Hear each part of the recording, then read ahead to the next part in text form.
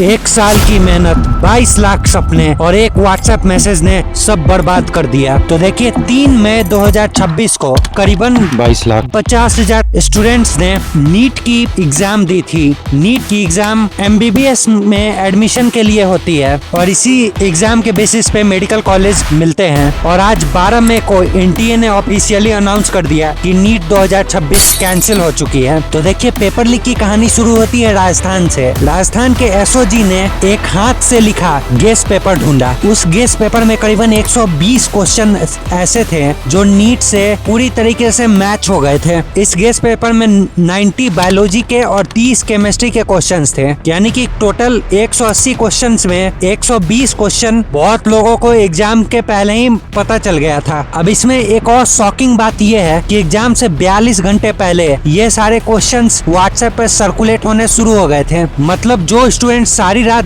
जाग के पढ़ रहे हैं और कुछ स्टूडेंट के फोन में पेपर पहले से ही था। कई सारी सोशल मीडिया पे वीडियोस आ रही हैं जिसमें टेलीग्राम के ग्रुप्स में बहुत सारे बच्चों को लीक्ड क्वेश्चन पेपर्स दिया गया था। अब इस इंसिडेंट से रिलेटेड बहुत सारी गिरफ्तारियां हुई है और पूरी नेटवर्क की पता लगाई जा रही है। और ये सिर्फ राजस्थान तक ही सीमित नहीं थी, महाराष्ट्र के लतुर में भी एक कोचिंग एकेडमी से सिमिलर वीडियोस सोशल मीडिया पर आई है। ये एक शहर का काम नहीं लग रहा है, ये ऑर्गेनाइज रैकेट है। अब एनटीए को इसके बारे में 7 मई को इनपुट मिलने शुरू हो गए थे और 8 मई को सेंट्रल एजेंसीज को ये बात रिफर की गई और आज गवर्नमेंट ऑफ इंडिया के अप्रूवल से एनटीए ने नीट के एग्जाम को कैंसिल कर दिया और साथ साथ सीबीआई को ऑर्डर दी गई है इस मामले में जांच करने को। अब नई फ्रेश डेट्स आएंगे नीट एग्जाम के और फिर नई एडमिट कार्ड मिलेगी। अच्छी बात यह है कि रजिस्ट्रेशन अब दोबारा करने की जरूरत नहीं है। इसको लेकर लीडर ऑफ अपोजिशन ने काफी तीखा हमला किया है। राहुल गांधी ने यह कहा है कि नीट अब एग्जाम नहीं ऑक्शन बन गई है। 22 लाख बच्चों का फ्यूचर एक रात में बाजार में बिक गया। सिमिलर इंसिडेंट्स 2024 में भी हुई थी जिसमें पेपर लीक्स हुई थी, जिसमें भी काफी वाइड स्केल में जांच हुआ था। हालांकि उस बार पेपर तो कैंसिल नहीं की गई थी, लेकिन बहुत सारे लीक के खबरें आई थी। और सेम इंसिडेंट दोबारा 2026 में रिपीट हुई है और इस बार मैग्नीट्यूड लीक का बहुत ही ज्यादा है। जो मैसेज व्हाट्सएप पे सर्कुलेट हुई थी क्वेश्चन को लेके वो काफी बार फॉरवर्ड की जा चुकी है और ये काफी वाइड स्केल में फैल गई थी। एग्जामिनेशन को लेके एनटीए की अब